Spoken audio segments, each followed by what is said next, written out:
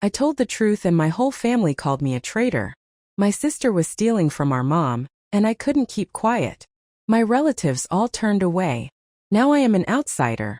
But it is better to be alone than to remain blind. You told them? After everything I've done for you. That's what my sister screamed at me, 5 minutes before the rest of my family stopped speaking to me. My name's Erika. I'm 32. I work in accounting. I used to have a family that sat around the same table every Sunday, tight-knit, loud, messy in the best way. But now I'm the one they call a traitor. Because I told the truth.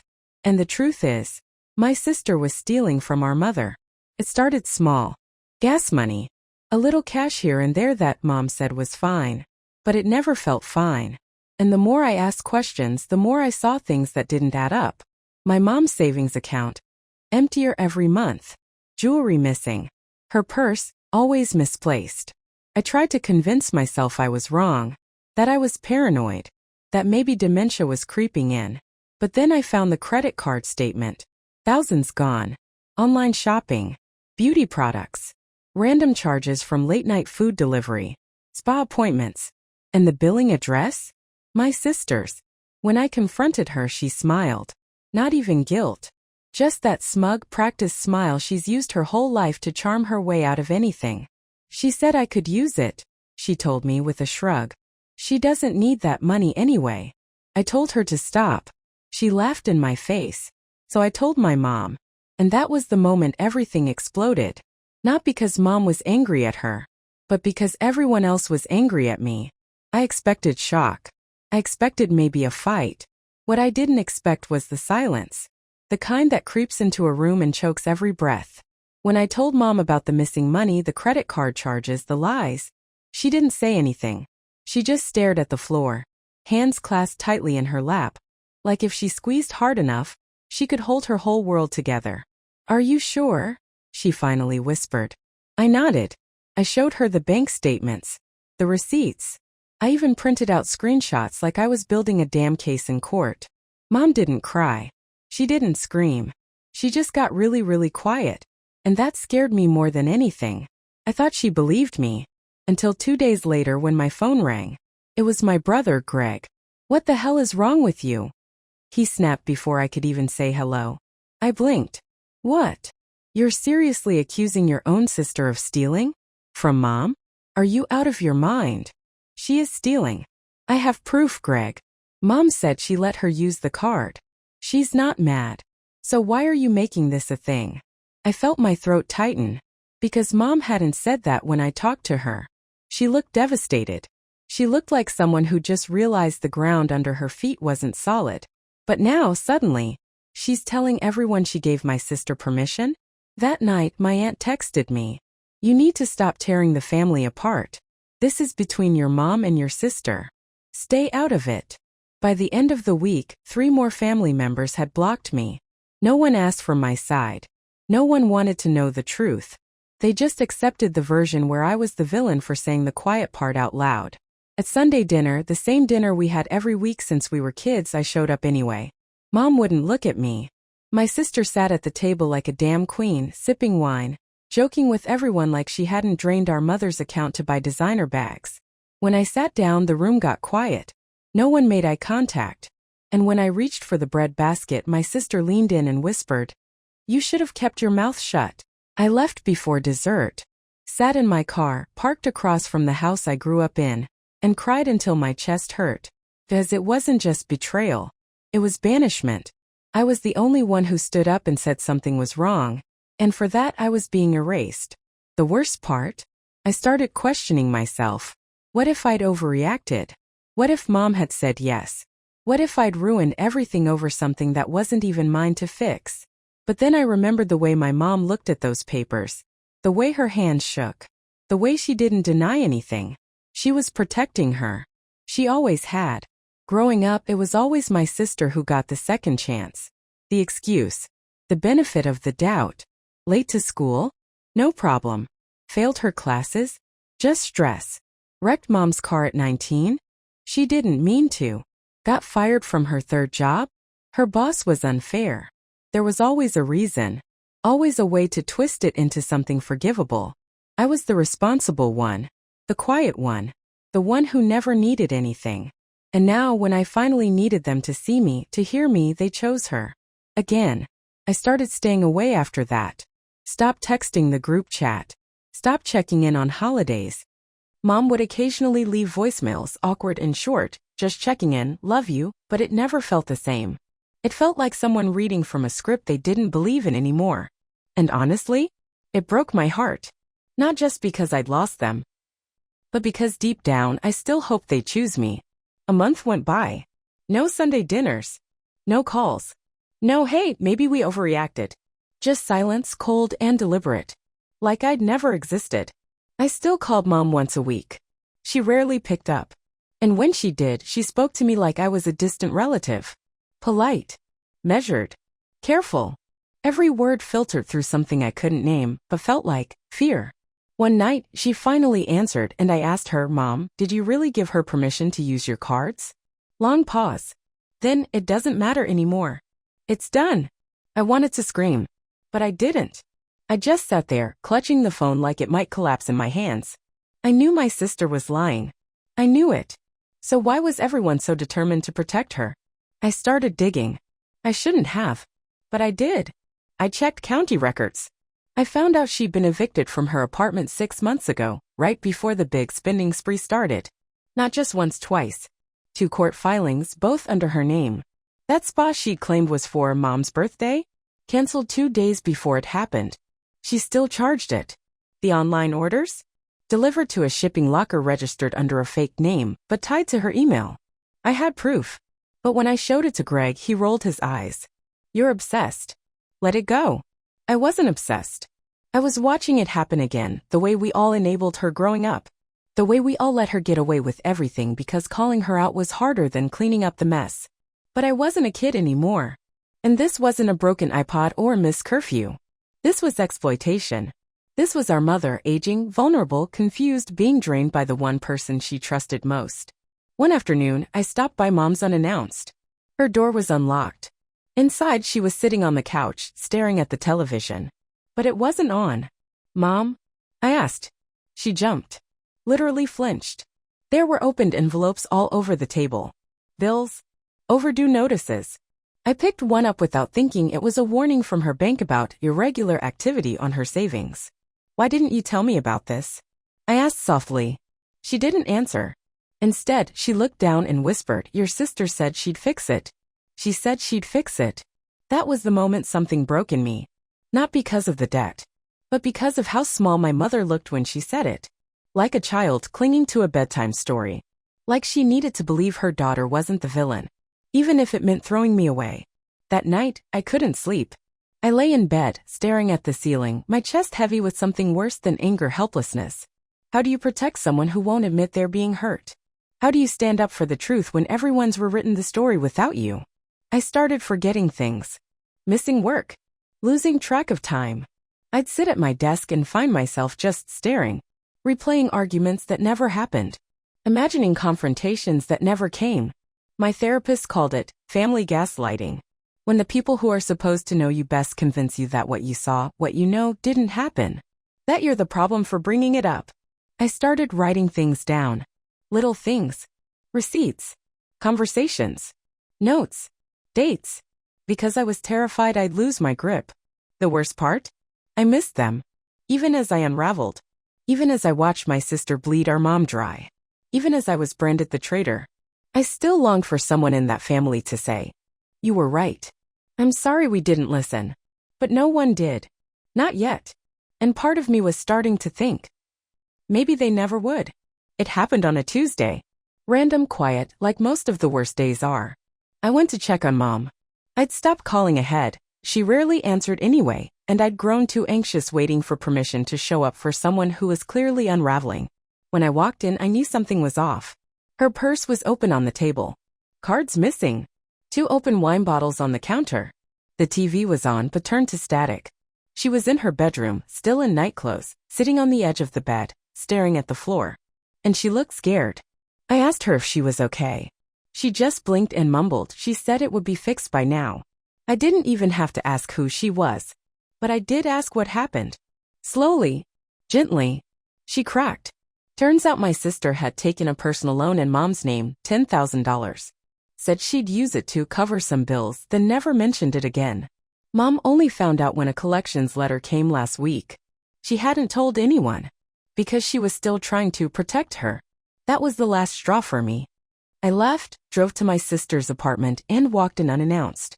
She was in yoga pants, lounging on the couch, scrolling her phone like her world wasn't built on theft. "Hey," she said. No guilt. No fear. Just annoyance. "Did you seriously come here?" I didn't yell. I didn't even raise my voice. I just handed her the papers, copies of the loan agreement, the bank statements, the credit card activity. She glanced at them, shrugged. "So what? You used her name, her money, her credit. She could lose her house. Do you even care?" She stood up then, and for the first time, her voice cracked with anger. "You've always hated me. You're just waiting for me to screw up so you can feel better about yourself." "No," I said quietly. "I'm waiting for you to stop. To take responsibility. For once." She laughed. A short, bitter sound. "You really think you're some kind of hero?" "No," I said. "I think I'm the only one not afraid to call you what you are." And then I left. No more warnings.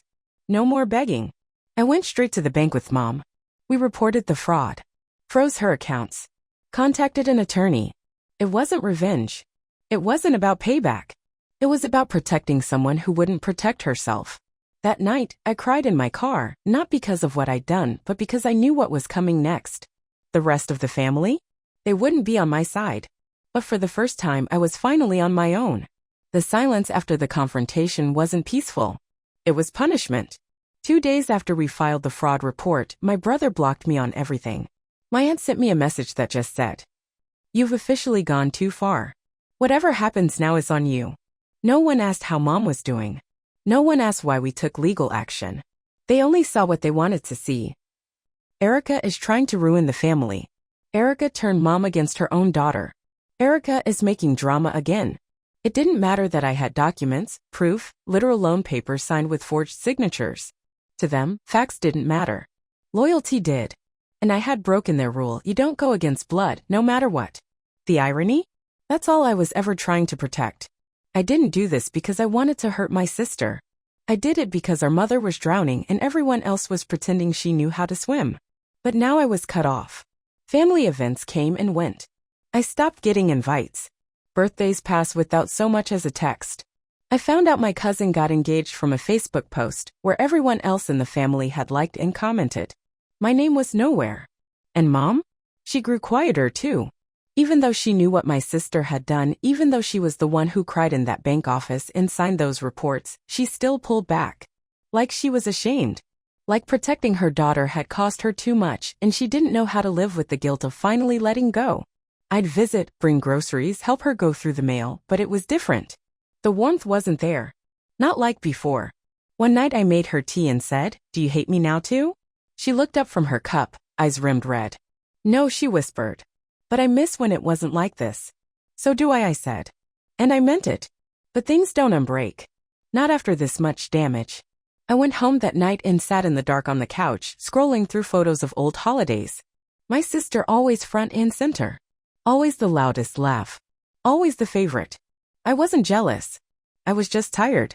Tired of being the one who sees the fire while everyone else insists it's just warm light.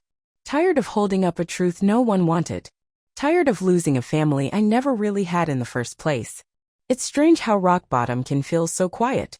I stopped checking my phone. Stopped waiting for an apology that was never coming. Stopped imagining a day when someone in my family would finally say, "We're sorry." We see it now. That day wasn't coming.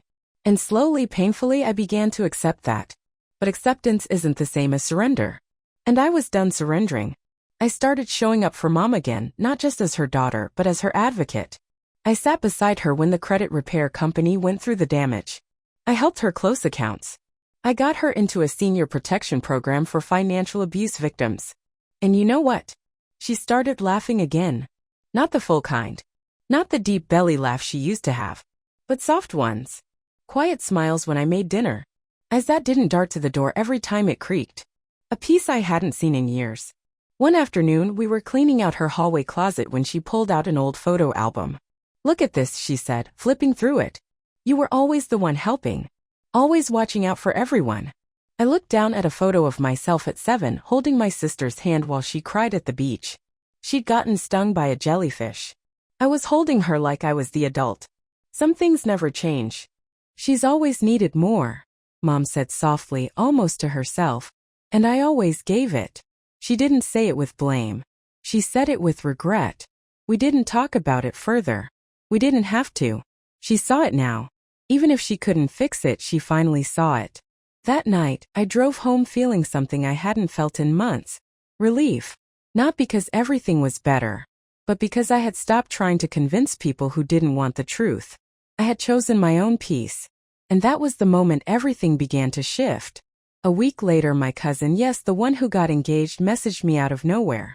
Hey, I know it's not my place, but I just want you to know I've been watching everything. And I believe you. I think we all knew deep down. We just didn't want to pick sides. I sat with that message for a long time, because it was the first crack in the wall.